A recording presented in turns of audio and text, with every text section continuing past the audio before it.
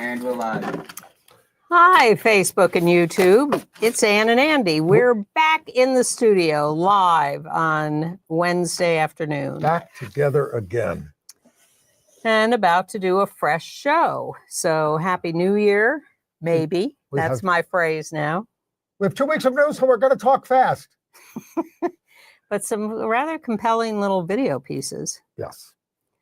Just checking up on the last bits of news before we start. No, I'm just trying to center myself before we start. Because the news never ends. All right, enough of this.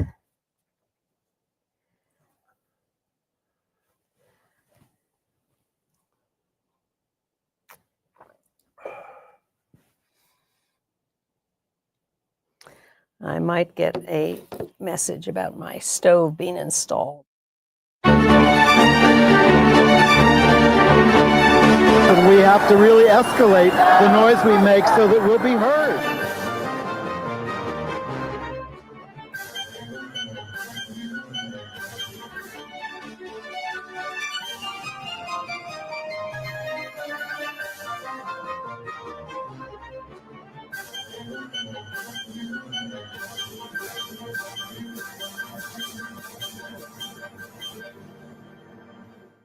Welcome to Gay USA. I am Andy Humm.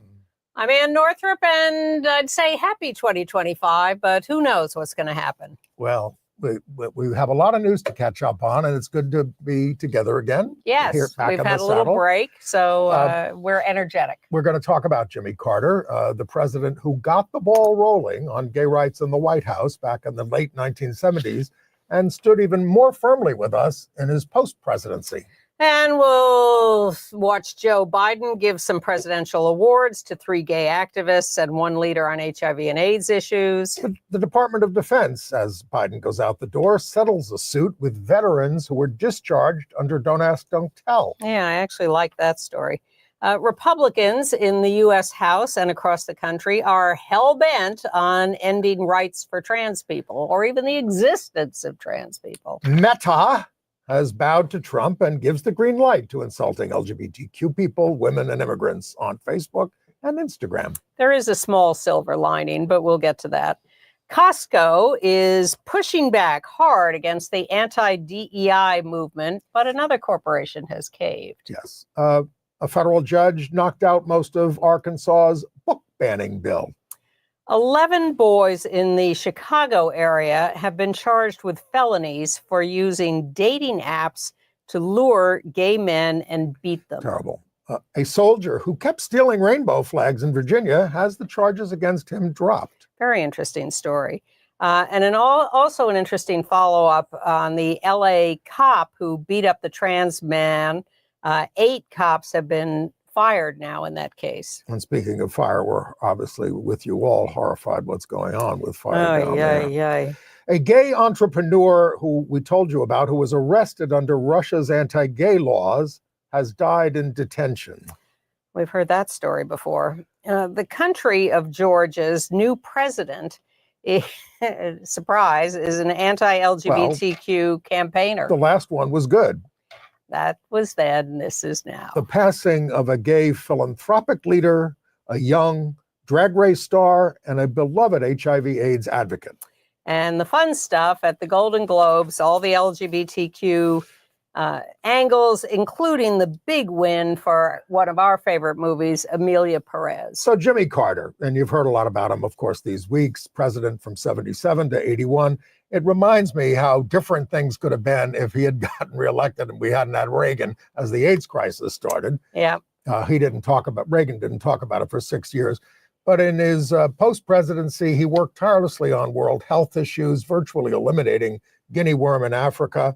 But this was the first presidential administration to host a gay leader meeting in the White House led by Midge Costanza, who was not out at the time, but she hosted the meeting. Jimmy wasn't there, but was aware of it.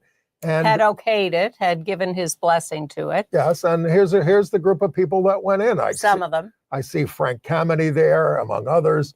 But those were the leaders at the time. And here's a picture of them around the table in the White House. The whole meeting, the whole crowd, a lot really impactful. There's Bruce Veller on the right. Lots and lots of LGBTQ leaders. And he later had not he, but the White House later held a meeting with gay religious leaders there. He also met Harvey Milk at a campaign event in 1976, just before he said he would sign the federal gay rights bill if it came to his desk, because I don't think it's right to single out homosexuals for special abuse or special treatment. Well, okay. Well, the stories that have come out about his relation with the community over the last couple of weeks are basically him being approached by gay activists asking, what do you think about this? What are you going to do on this? And him sort of responding as if he hadn't thought about it. But when he put it through his human rights filter, he came up with the right answer. And that, I think, is an interesting dynamic. And human rights really is the phrase that I think of most when I think of Jimmy Carter. I was standing right next to him when he was about to go on the air at NBC when he won the primaries. And I just said, Governor, I hope you'll do okay by the gay people. And he looked surprised. And he goes, well, okay, I will. That's how it went down. I was a gay activist. I felt you had to say something if you were next to a powerful person. Anyway. He was against California's Prop 6 that tried to outlaw gay teachers. He was pro-marriage ultimately when that became an issue. And he went to Nigeria and gave a sermon, because, he was preaching everywhere, about condom use and how they should all use condoms to avoid HIV and other diseases. Right. Very overt, very matter of fact. And, as president, he denied tax exemptions to religious schools that discriminated racially, which really lost him the evangelical vote, which he had won. He won the entire South in the 76 election. Carrying his garment bag over his shoulder. There he was. Yeah. Anyway, Jimmy Carter, we will not see his like again. Not anywhere time soon. And we're not going to see Joe Biden much anymore either. But he held a couple of events at the White House in the last week or two, giving out medals and honors to people. He gave out and pardons. He gave the Presidential Medal of Freedom to 17 people, including gay philanthropist Tim Gill. There he is. Yep. The billionaire founder of Quark, who funded a lot of gay causes, and also to Magic Johnson, the legendary NBA star, who there he is, who had to bend down about 2 feet. When he came out in the early 90s about having HIV, that really shook up public consciousness about AIDS and HIV. Shook it up a little too much. I consulted on the book that he supposedly wrote about it, and it got banned in Walmarts all over the United States. Oh, my God. Yeah, it was a little much. Well, we're going to see. But he was great. All right.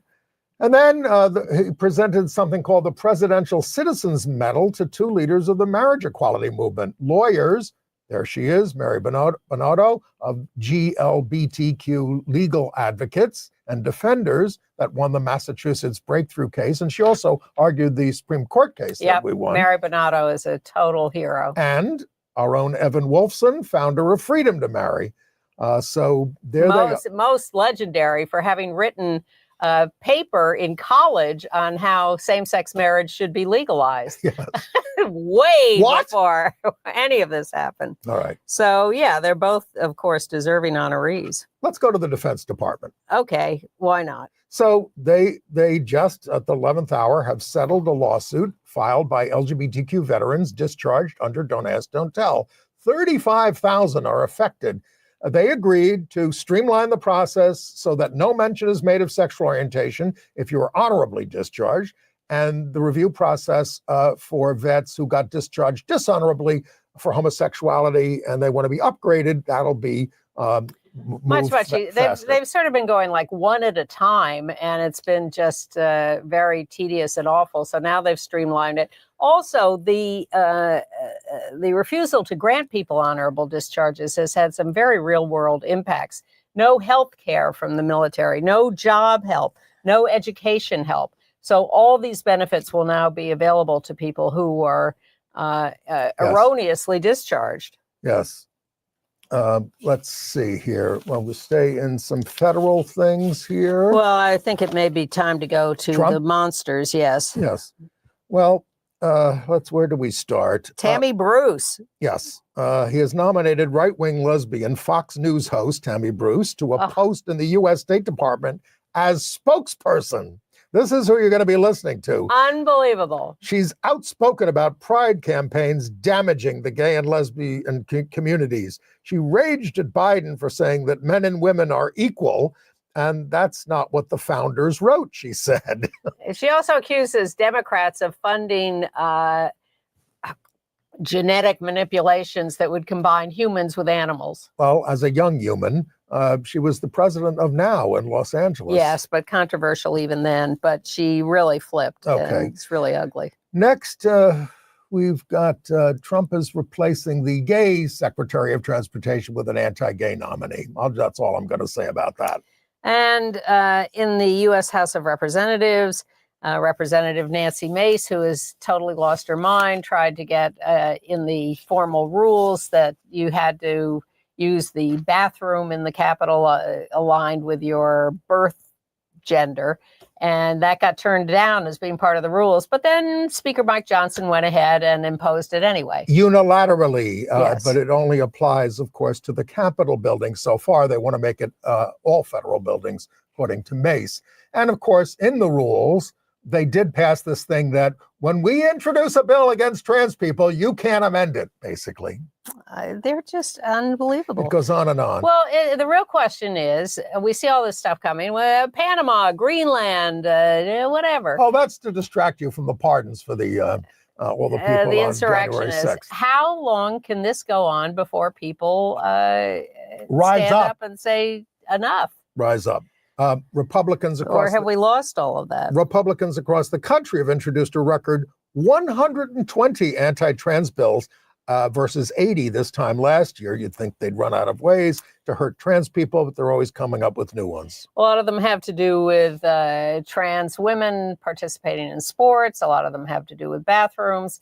It goes on. And in Idaho, the legislature has gotten together and written a note to the Supreme Court saying, hey, you ought to overturn that marriage decision that allows same-sex couples to marry. Republican state laws requiring porn sites to verify the ages of users by making users submit driver's licenses or passports has led to Pornhub to block their site in much of the South. It's an invasion of privacy, they said. But in a state like Florida, where they do this, the use of VPNs to evade detection has jumped 1,150% since the law went into effect on January 1st. Time out for a piece of good news. Sarah McBride has taken her seat in the U.S. House of Representatives, the first out trans person to have such a position, and is coasting along in a very, Yes, but when she takes her seat in the restroom, it's going to be in her office because they banned her.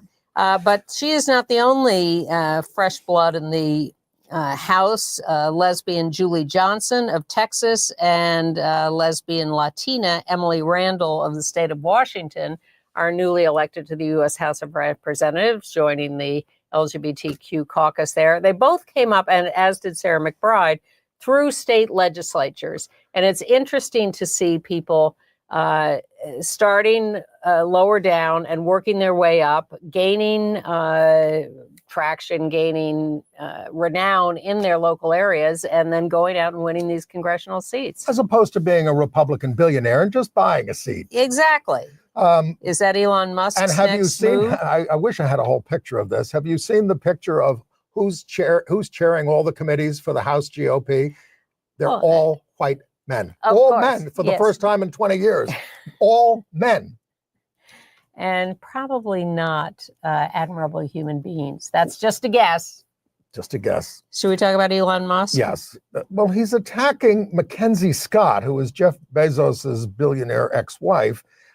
She's a billionaire too, for donating $19 billion since 2019 to nonprofits focused on racial equality, immigration protections, and LGBTQ rights. Musk accuses her of sowing racial division and supporting illegal immigration, neither of which is true. Musk said super rich ex-wives who hate their former spouses should be filed under reasons Western civilization died. Of course, this guy's going all over the world to impose fascism. Germany, you name it, Yep. everywhere. England and Britain, he's attacking. It's just unbelievable. It's just mind-blowing how they can say these things and then go out and do what they do. Yeah. Crazy. Trump lost his bid to overturn his $5 million sexual assault verdict won by E. Jean Carroll and Robbie Kaplan. We have a picture of E. Jean Carroll. There Rise they are. and resist. That's only the $5 million settlement. Then they have to contest the $83 million subsequent settlement in the case because Trump keeps insulting her. I just like the smiles on everyone's faces. Robert Kroonquist there on the left and E. Jean Carroll. Rise and and resist. Yeah, there they are. Yeah. Yes. So there's a little joy on the streets. All right, let's talk about Meta's new rules. They're now going to let users say gay and trans people have mental illnesses. You're allowed to insult women, immigrants, trans people, gay people, anybody you want, basically, except people within the company. Yes, people within the company are not allowed to talk about the company. But here's the thing.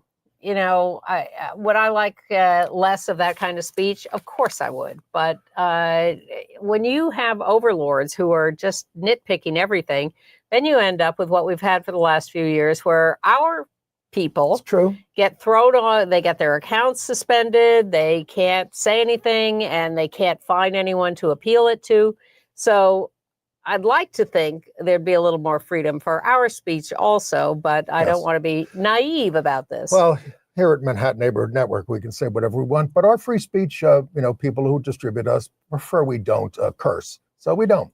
No, and if one of our guests does, we bleep them. We bleep it. Costco, the board of directors voted unanimously to reject a shareholder resolution from an anti-gay think tank to require the company to issue a report on the financial risks of maintaining its diversity and inclusion goals. They said a diverse group of employees helps bring originality and creativity to our merchandise offerings. Imagine that. Our members like to see themselves reflected in the people in our warehouses with whom they interact. So that's a break in this trend. I know McDonald's said they're not going to do DEI anymore. Yep. But let's be clear. HRC released its Corporate Equality Index for 2025, and it was participated in by almost 1,500 businesses, 72 first-time participants, 765 companies earned a 100% score, and that's a 28% increase from last year. So yes, we hear about the big companies who get pressured into stopping this, but it's right now a handful. Well, Costco has always been a progressive company. They pay their workers well. They're definitely in the top run. I've got to get a card. Well, the thing about that is, especially in New York, if you have to pay an annual fee, and then is it worth it? Are you really shopping there enough to make it worth it? But yes, we support Costco. Good news from Virginia. Democrats held on to the state Senate and House in special elections. Yes. And it's narrow majorities. And of course, the whole Virginia legislature and the governor is up this year. Glenn Youngkin can't run again, the Republican. So we'll see what happens. But that was an important win. Yes. And in Ohio, we've reported this thing about how they, if you want to be a candidate in Ohio, you have to declare that if you've had a name change in the last 5 years, and that got some trans candidates kicked off ballots in the last year or two. So they've amended their rules. Now they will actually tell you that you have to declare that you've changed your name. Before, that wasn't in any of the rules. You were just supposed to know that. I think that was done by the Attorney General, and one of the trans candidates said they're grateful for the clarification. Yes, now they at least are warned that they have to do that. All right, should we get to some of our videos?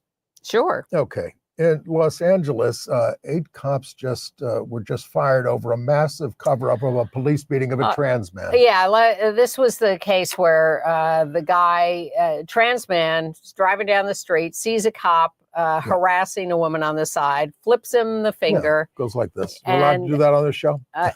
I avoided it. You didn't. Okay. Keeps driving, and the cop saw it, whipped around, left the woman he was harassing, follows this guy to a 7-Eleven parking lot, and then just attacks him and beats him, saying all the time to him, stop resisting, stop resisting. And the guy ended up being fired from his job. Let's see. Go to the videotape. Another case of use of force by an LASD deputy challenges Sheriff Robert Luna's pledge of reform. This time, a deputy is seen taking down a 23-year-old who identifies as a transgender man. In the audio from the deputy's body-worn camera, the man is heard repeatedly asking for help and questioning why the deputy detained him. This incident occurred in February outside a 7-Eleven in Whittier. According to Emmett Brock's attorney, Brock was followed by the deputy, but he never turned on his lights or siren. Brock pulled into a parking space with the deputy right behind him. You can hear Brock's reaction as he struggles with the deputy. Okay. I can't. You have my hand. I mean, he must have punched him 8 to 10 times in the head maliciously. I mean, there was no reason for the contact. It was purely retaliatory. And because he was doing that, my guy got arrested. Attorney Thomas Beck says that this incident started minutes prior when his client saw the deputy berating a woman, and Brock flipped the deputy off. He also says that the deputy manufactured a claim that his client bit him. There's no physical evidence, according to that attorney, to back that claim. Instead, the deputy's medical records show that he fractured his right hand. Now, we asked the LA Sheriff's Department for reaction, but so far nothing. In the LA Times, LASD declined to comment specifically on Brock's case, but issued a statement that read, "We take every use of force seriously and we do investigate." So 8 LAPD deputies have now been fired in connection with this case, which to me is excellent news because they were all just covering this up. All right. In the Chicago area, 11 teen boys were charged with felonies for using gay dating apps to lure gay men and then beat them, ages 16 and 17, most recently in July in the village of Mount Prospect. The detective said the boys were inspired by similar assaults online known as Post and Boast. These are cowards, of course, and they have been apprehended. This was all caught on video, which is why they got caught and apprehended. Because they were posting it. They were idiots. Yeah. In Arlington, Virginia, a lesbian couple had been plagued by someone who was tearing down the pride flag on their porch. Repeatedly, because they kept putting it up. Well, that was caught on video, and they got him, and rather than throw him in jail, the lesbian couple said, let's try restorative justice. New tonight, a collective effort in Arlington has turned a rotten situation into something good. A year ago, WUSA 9 first told you about a stranger who kept ripping down pride flags outside of a couple's home. Well, tonight we're learning about the charges being dropped. Our Alexis Wainwright has the very latest. Matthew Henshaw, a soldier based at nearby Fort Myer, was arrested after he was accused of ripping down pride flags several different times outside of the home of Jenna Burnett and Michelle Logan. I want people to know that this isn't okay. He was charged with a felony hate crime for what you see here. It's more than just a flag. It's people who just really don't understand and don't tolerate, whether this is a hate crime, whether it's just, show your friends like, oh, look how funny this is. It's not funny. It's violating, it's disturbing, it's just leave us alone. It started in September of 2023 and continued into January 2024.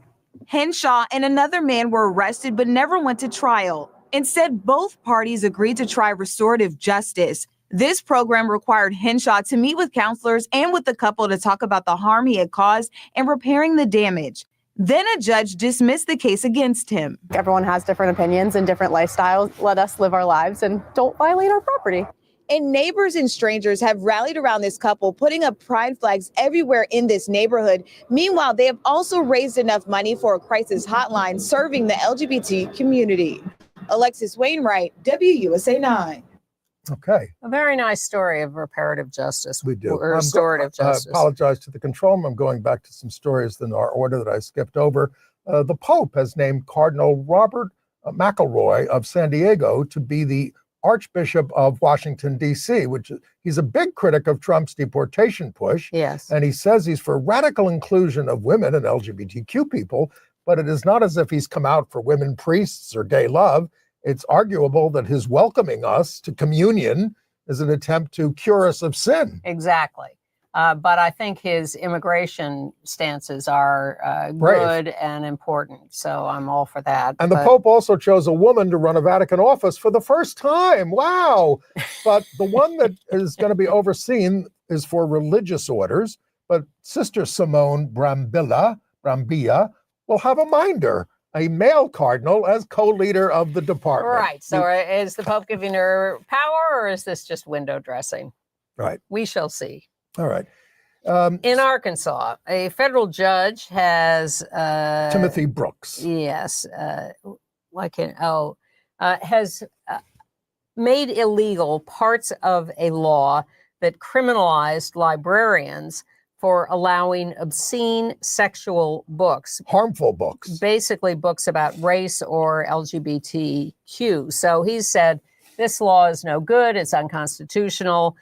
This is inappropriate censorship. So Governor Huckabee Sanders will appeal this decision. He's an Obama judge. The law was sponsored by Representative Dan Sullivan, who wants all funding eliminated for libraries that have the American Library Association in their policy.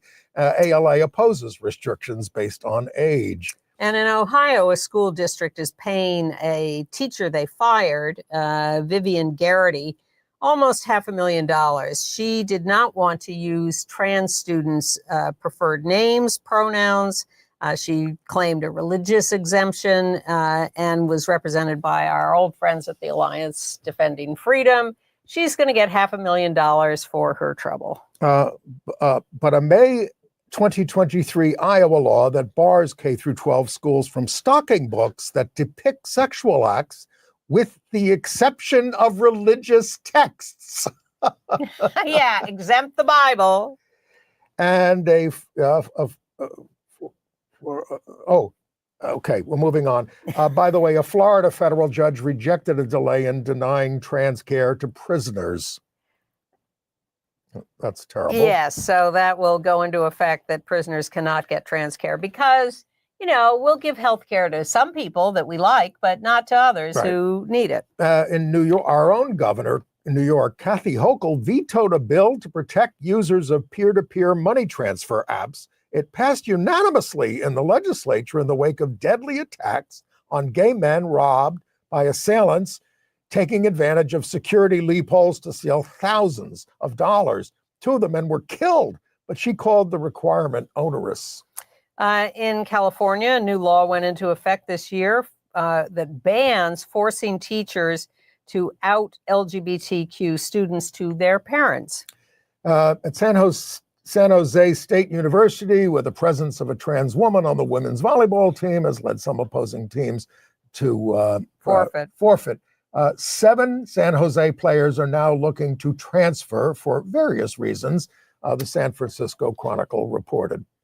The trans player on the San Jose State team, or reputed trans player, and the teammate who sued her are no longer eligible to play. So they're not even on the team anymore. But nonetheless, these 7 players applied to transfer. Mike Jeffries. And they played on the team. The trans player played on the team for 3 years with no controversy. Mike Jeffries, the Abercrombie and Fitch executive who's been arrested for sex trafficking and the way he treated all of his employees. Well, he's saying, his lawyer is now saying that he has dementia and late onset Alzheimer's and is not competent to stand trial. And the guy who torched the woman in the subway in New York says, well, I was just blasted drunk. I don't remember. But he looked at the picture and he said, yeah, that's me. But pleaded not guilty. Horrible. In Oklahoma, the wicked state school superintendent, Ryan Walters, mandating Bible studies in public schools to eradicate radical woke influences once these lessons in social science classes K through 12. But these standards have to be approved by the Board of Ed. And the legislature. In California, Tamalpais High School, they have paid 4 men, former students, $17.5 million to make up for their sexual abuse by a tennis coach 20 to 25 years ago. Their star player had reported the abuse in 2006, was laughed at, charges rejected, blackballed. No one wanted to pay attention to him, but nonetheless, he persisted. Others brought charges. And the coach was eventually convicted of assaulting others, went to prison. One of the stories was that an adult staff member of this tennis team walked in on this happening one time and said, "Oh, looks like you're having fun," laughed and left. Terrible. Terrible. Should we go to Alvin? Should we go to Alvin, Texas? Sure. Lesbian Jamie Brown was killed by a tornado and her wife survives. And we have this video report. The Alvin community devastated tonight after a tornado touched down and killed at least one person. Sky Eye flew over the storm-ravaged area and captured that severe damage from a dangerous tornado, which also hit a nearby school. ABC 13's Alex Bozargian joins us live tonight after speaking with the victim's family. They're trying to grieve and rebuild. Alex?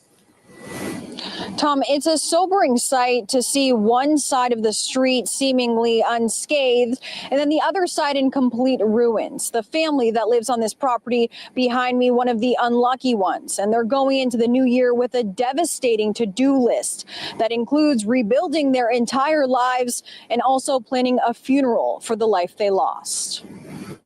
Nothing is like it was before, not the land or the buildings, and certainly not the people. I'm thinking she's going to be there every morning when I wake up. She's not. A destructive vortex of wind ripping a trailer from this lot and taking 47-year-old Jamie Brown with it. Somehow I threw her out of it. So I found her at Puddle Fest. Brown and her wife Stephanie were separated during the storm. She took shelter with her mom inside this tiny home, its resting place several feet away from where it originally sat. That chair right there on the wall, this front door fell on top of us. And you were just holding on? Holding on, trying not to let her get hit as much as possible. 7 people total were living on this property, all family. Erica Ackerman was one of the 4 who weren't home at the time. When she returned, there was no home to find. We're all lost and numb, and it's really hard to process. It's like I know it's real. I can see it that it's real, but still sometimes it doesn't feel real. Because how could it be when everything you built is cracked, mangled, and in Stephanie's case, gone forever? Who's your best friend? Yeah, we got married within 28 days of meeting. The new year now bringing a new beginning nobody asked for. Stephanie is choosing to meet it with extraordinary courage. I'm devastated. I don't know what else to do. I mean, I can't do nothing but pick up and go on because that's what she would want me to do. In Alvin, I'm Alex Bozargian, ABC 13 Eyewitness News. So it's great the way that the television station just treated this. I was just going to say thank you to Channel 13 for your straightforward, respectful coverage. And now, if you go to the comments section where the video was posted, people post things like, "Oh, she better have repented before she died. We're praying for you." Well, that kind of stuff. Of course, and I'm not surprised by that. I'm just grateful to the TV station for having been respectful. Okay, horrible story out of Georgia. Yes. A gay couple who sexually abused their 2 adopted sons will spend the rest of their lives behind bars. William and Zachary Zulak, 34 and 36, were sentenced to 100 years each without possibility of parole in Wilton County. Their boys, now 12 and 10, were adopted from a Christian special needs agency. And that's the thing. They will let you adopt special needs kids, but not other kids. Evidence showed that they bragged about the abuse to some friends. They were arrested in 2022 after a member of their ring of abusers was caught downloading child porn and told investigators about the Zulaks. They pimped them out to others. They engaged in child porn. And the judge in this case was just wonderfully supportive of the kids and praised their resolve. As you say, they're now 10 and 12 and our best to them for thriving in the future. Glad they survived this, but a terrible, terrible story. Right. In Minneapolis, a Black trans woman of Puerto Rican descent, Relasia Wright, 24, was shot to death on December 1st. She was a native of Gary, Indiana. Her family moved to Minneapolis when she was 10, came out at 11 and transitioned at 20, and no arrests so far in that murder.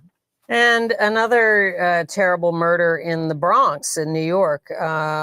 Arkmeyer Davis, 36 years old, died in his husband's arms. They had been displaced by a home fire. They were living in a shelter, and they were killed by a homophobic resident in the shelter who accused them of he had come from the same house, and he accused them of starting the fire. He seems a little off. And he was their upstairs neighbor, but had a history of homophobic slurs, and he killed this guy outside the shelter. Just shocking. Yeah. And he shouted all these anti-gay slurs. Yeah. Oh, all right. So, an obituary? Yes. Gay philanthropic leader Larry Condon, I knew him, has died at 87, predeceased by his husband, John Hoffey. He was the chair emeritus of the Mertz Gilmore Foundation, whose giving included civil rights and LGBTQ rights at a time when almost no foundations were doing that. It's true. As well as for the performing arts, a lot of money to the botanical gardens and to the public theater. Larry Condon, he was 87. International news. All right. So that man we told you about, who was arrested under Russia's international LGBTQ extremism law, has died in custody. Andrei Koto, 48. He ran a travel agency that catered to gay men, and he was awaiting trial on charges for this. And his lawyer confirmed that he took his own life in jail, but he was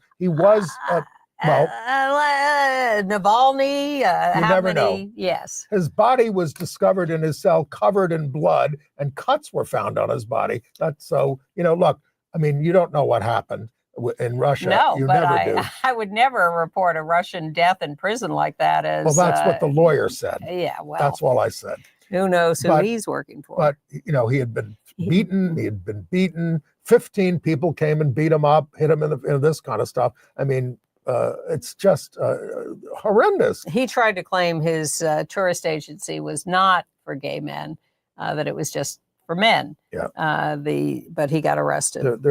And we've told you about about the recent raids on Russian gay bars. Well, Russia fined at least 7 people for looking too gay after a police raid on a nightclub in Tula in February. An analysis of the court record showed at least 8 people were detained, carried out by men in military-style uniforms and helmets. They're charged with trying to arouse interest in non-traditional sexual relations, which is what we do on this show every week. Exactly. Usually directed at those publishing pro-LGBT people, not for those wearing unmanly clothing. And another report has come out that over the last 2 years, Russia has fined at least 200 people, a total of more than $200,000 for charges like this of promoting gay relations. And in nearby the country of Georgia, a former footballer who played for Manchester City in Britain has been sworn in as the new president. This guy, Kavelashvili, has previously slammed the West for wanting as many people as possible to be neutral and tolerant towards the LGBTQ ideology, which supposedly defends the weak, but is in fact an act against humanity. So he was put in office by the pro-Putin oligarch who founded the party there that took control. People are calling the election illegitimate, saying Putin rigged the election. There have been street riots trying to object to him. The outgoing president, a woman, defended us. Austria is in danger of electing the most far-right government since Hitler. And Canada is taking a lurch to the right as well, which is encouraging Trump to step up his plans to annex it. What's her name? Christie, who resigned just before Trudeau announced he was leaving. Yes, she evidently, the foreign minister. Yeah, she might end up as the new. She might, president. yes, but the party is in trouble. And meanwhile, the very, very, very right-wing German AfD, who are Elon Musk's new friends, attended a neo-Nazi conference in Switzerland. And what's his name? Our next vice president is a big supporter of theirs. Going back. Vance. His name is Vance. Yes. J.D. Vance. I just get that song in my head. The new Archbishop in Washington, D.C., part of the thinking is that this is going to be a challenge to all these conservative Catholics in the Trump administration, because now you have the Pope's representative being very pro-immigration, Yes. or at least against their thing. So The there deportations. may be quite a clash. Let's hope so. Yes, exactly. Okay, the champion Polish ski jumper Andrzej Stekala came out as gay through a moving tribute to his partner of 8 years who passed away in November. And he said he was opening up about the most difficult thing in his life. He lived in hiding because he was afraid it would destroy everything he worked for. I don't want to run away anymore. I want you to really know me. I'm gay. You know, if we had a count of people who say this over the years, it would go into the billions, I think. Yes.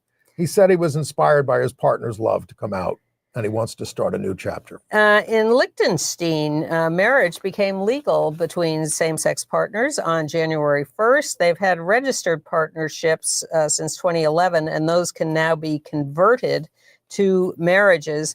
Marriage between same-sex partners is now legal in 22 of 37 European countries. Dozens of Chinese writers have been arrested since June as part of an ongoing crackdown against pornographic content, more than 50 in the province of Anhui, by a special task force targeting online distributors of erotic fiction. Many were arrested after publishing on a Taiwan-based adult fiction site, which allows authors to earn money. So they're sentencing these people to 1 to 5 years in prison for writing. Should we send Mark Zuckerberg over there to try to kill this censorship? And some of this, of course, is gay stuff. Nigeria is having a big split in the Methodist Church over LGBTQ issues and property rights to these churches. There's an old story we've heard for years about churches splitting and who gets the actual property. 3 died in a street attack in the midst of this fight. King Charles has knighted the out gay actor Stephen Fry for advanced services to mental health and the environment. He says he was startled and enchanted to receive the honor, but he's done a lot of work in the mental health area and acknowledged his own issues with that. And at the King's Christmas message, a little gay representation. Tom Daley showed up next to Princess Anne. Yes, they focused on him when they showed her with the Olympic team. Very interesting from France, new guidelines from the Society of Pediatric Endocrinology and Dialectology, supporting medical care for trans minors. This is a raging debate around the globe now. The English report, or English? Yes. The CAST report got a lot of notice for being conservative about it. But now the French society, professional society, is saying that these kids need medical care. They are against a wait and see policy. They say this is wait and see is bad psychologically and imposes a suicide risk. And we hear from viewers, and people are divided about this even within our own community, but this is what the science is saying, at least in France. Well, here's another little fight. In the UK, the Oxford Literary Festival is under fire because they're in April when they have their festival. They have scheduled a discussion in the trans or LGBTQ section of the festival between 2 cis women, an interviewer and an interviewee, who are both anti-trans. Well, that's not a debate, is it? No, it's an interview with heterosexual, anti-trans cis women. All right. In the United Kingdom, Drag Race UK star James Lee Williams, known as the Vivienne, after Vivienne Westwood. Yes, the designer, has died suddenly at the age of 32. A very beloved star, no cause of death stated. It comes a week after the Vivienne appeared on stage in a theater production of Chitty Chitty Bang Bang. Just 3 days before their passing, the Vivienne was on social media promoting LGBTQ charities. Really a star above and beyond. And a star was on American Drag Race in 2015 before appearing on the UK edition. Won the first UK edition. Famous for her impressions of both Donald Trump and Margaret Thatcher. Also competed in Dancing on Ice and played the Wicked Witch in The Wizard of Oz in London's West End. Yeah, 32 years old. Terrible. well, they're saying no, we're not going to announce a cause of death, but they're also talking about a history of substance abuse, and we don't know, but that's what they're saying. Okay. All right, AIDS and HIV news. Well, go ahead. No, go ahead. Well, Brian Jones has died, an AIDS activist for 40 years. He founded a group called DIRT, Direct, Inspiring, Reachable, and Teachable Advocacy Movement. And the Sankofa, Ohio HIV initiative focused on care, education, and support for people living with HIV/AIDS, seeking to connect them to care networks. Very active in the movement to decriminalize HIV in Ohio. And very beloved figure. A lot of people have worked with them over the years, and very sad. A lot of tributes. Entertainment news. Well, before we launch into the Golden Globes, I saw Conclave, the movie. Have you seen it? Nope. Okay. Well, you expect me to. You think I'm obsessed with Catholicism. I do, but that's another discussion. Only because you can quote it all. So it's a little predictable. It's a good little thriller, but nothing special. And then there's a big twist at the end, and I'm not going to reveal it. I'm not even going to hint at it. I'm just going to say, okay, it was interesting. Ralph Fiennes, John Lithgow, Stanley Tucci, all those cats. On Peacock. Drag King Murray Hill is set to host Drag King on the LGBTQ streaming platform Reverie this spring with 6 episodes. I saw that and I thought, does anyone watch Reverie? I haven't, but I don't. People do, I guess. I'm not up on my streaming. All right, well, let's go to the Golden Globes because that was on TV. Yes. I thought Nikki Glaser was good as the host. I admit I miss Ricky Gervais, who was crazy, and I thought quite wonderful, but okay, because I like the wacky.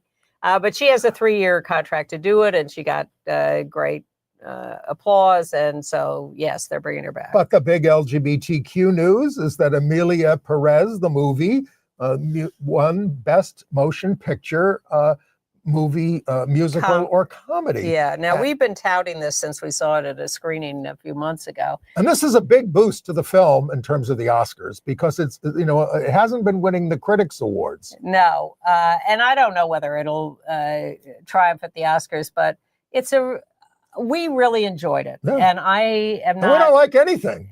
We don't. And I really like the clip they showed, because they showed Zoe Saldana doing the song and dance on the table. And it reminded me that the song was all about government corruption, and quite stunning. And she won for Best Supporting. Well, her speech was a little over the top. But when they won Best Picture, they had the star, Carla Sofia Gascon, who did not win for Best Actor Female. No, but did at Cannes. Yes, but gave with all the other women. Yep. Gave the acceptance speech. So here she is. And I have a lot of things to say to you, because you can maybe put us in jail. You can beat us up, but you never can take away our soul, our existence, our identity. And I want to say to you, raise your voice, freedom, and say, I am who I am.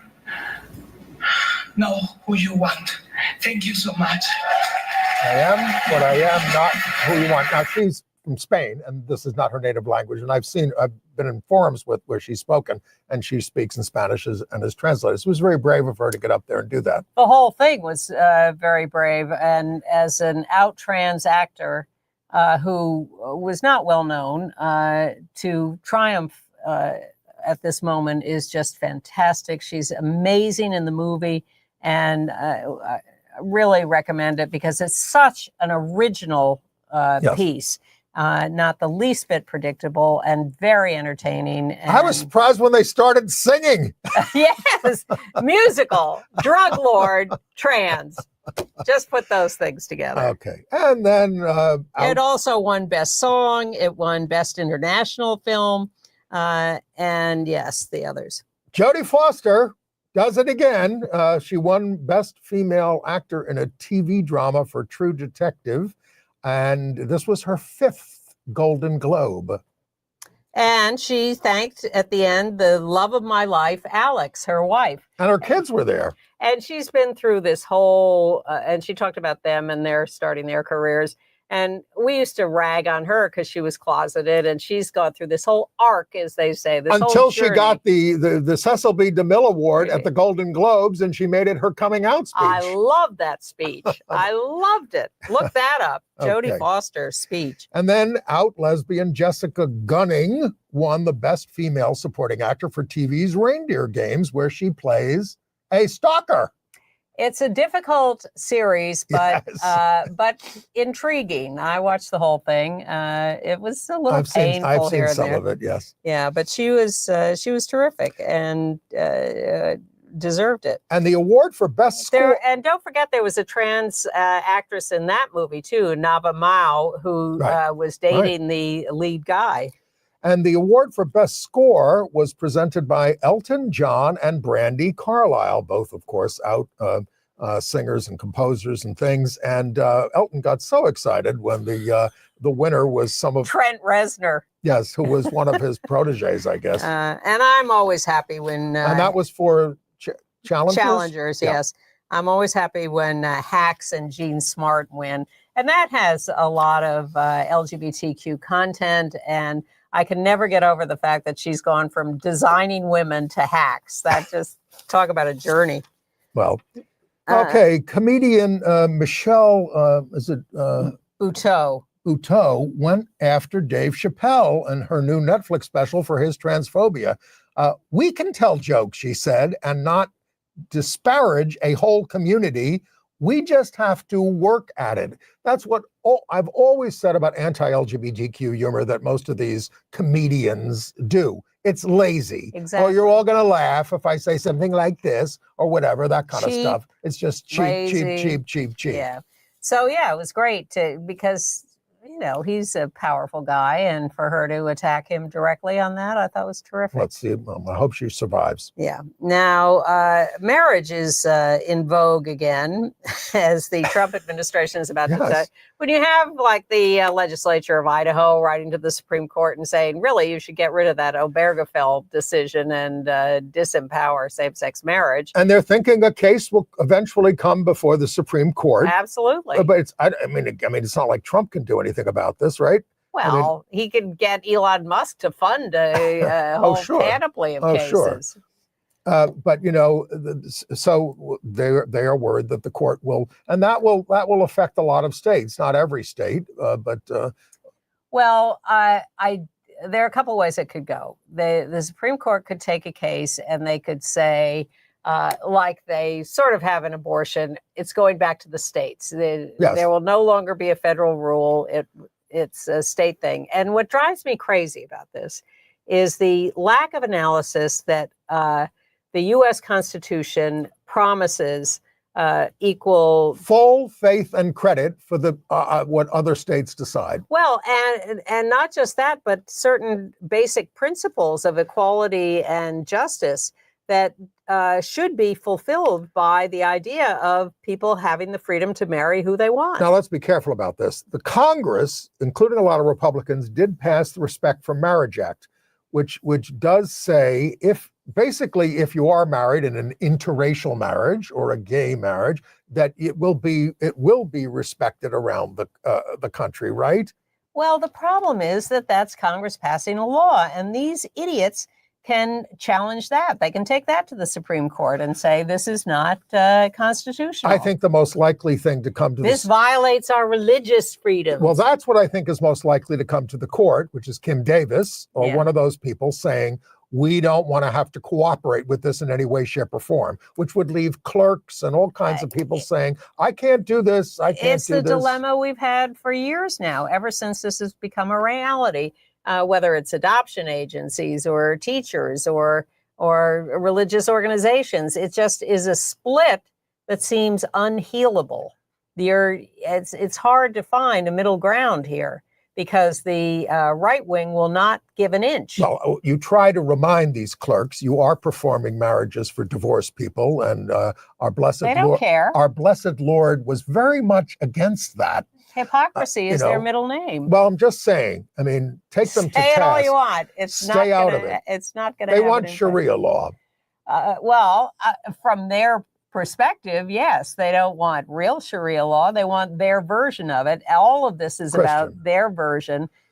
They do not acknowledge that other people have rights. And every story we do is about them saying, I'm right and you have nothing. Right. And religious pluralism was the salvation of this country for a long time. Well, not anymore, evidently. And that's what scares me about the coming years is this escalating volcano. With Mike Johnson as the Speaker of the House. I mean, I don't know about John Thune, who's the new head of the Senate. Well, he's going to look like Jimmy Carter next to...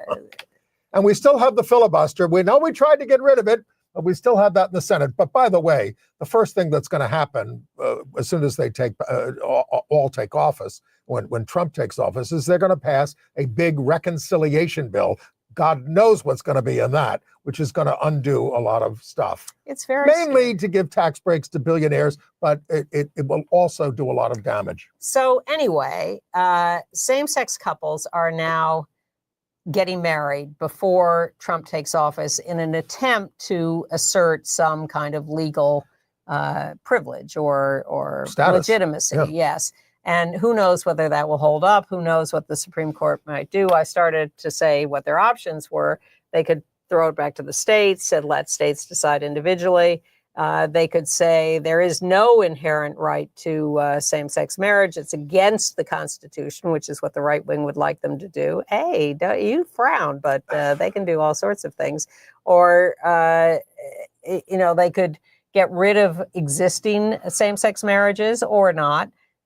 They have a lot of options. Well, the majority of the court is certainly against same-sex marriage. Yes. I mean, because Roberts was on the court Yes. and he was against the decision. And they have proved that they will do what they want when they want it. So this is what disturbs me, is that any sense of shared values, any sense of standards is going out the window. It's all about who has the power and what they're going to do. What with also disturbs me is that, I know Trump says he won on a landslide. That's a lie.